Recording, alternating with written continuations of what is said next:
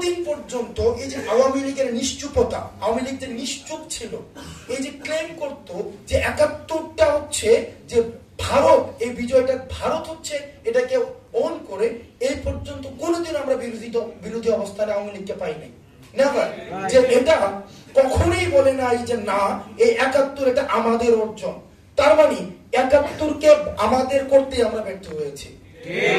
৭১ যেটা আমাদের, এটা বাংলাদেশের, এই ক্লেমটা আমরা করতে ব্যর্থ হয়েছি।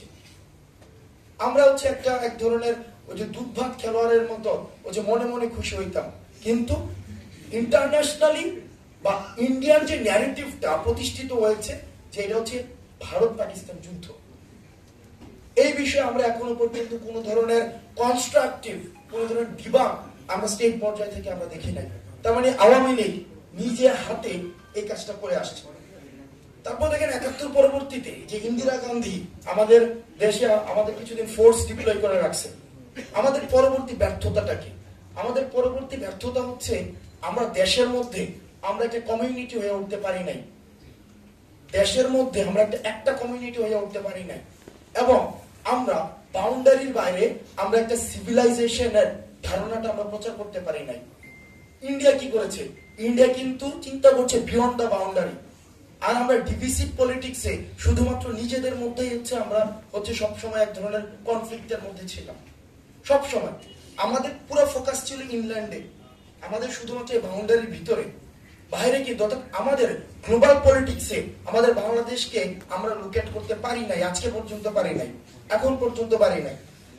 ৭১ পরবর্তী সময়ে যখন আমাদের এই মুক্তিযুদ্ধের ধারণাটা পশ্চিমবঙ্গের দিকেও যাওয়া শুরু করলো, পশ্চিমবঙ্গে যেন সেটা ওয়াইড স্প্রেড না হইতে পারে, সেজন্য ইন্দিরা গান্ধী কি করলো যে এখানে হচ্ছে ফোর্স ডিপ্লয় করলো।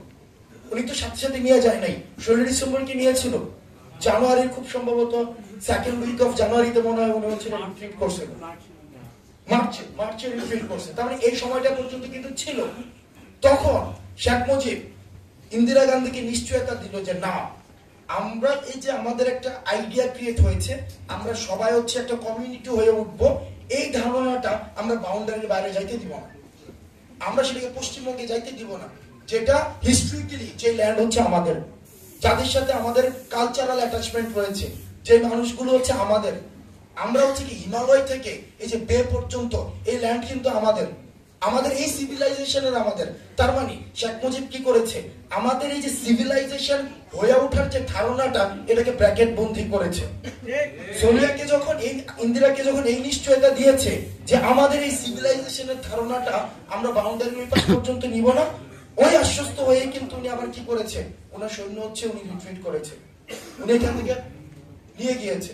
তো তার মানে এই যে আমরা না উঠতে পারলাম কমিউনিটি হয়ে আমাদের নিজেদের মধ্যে, আবার না উঠতে পারলাম দেশের বাইরে একটা সিভিলাইজেশনের ধারণা নিয়ে, আমরা সব সময় একটা ডিভিসিভ পলিটিক্স এর মধ্যে ছিলাম, অলওয়েজ একদম সব সময় আমাদের একটা ডিভিসিভ পলিটিক্স ছিল।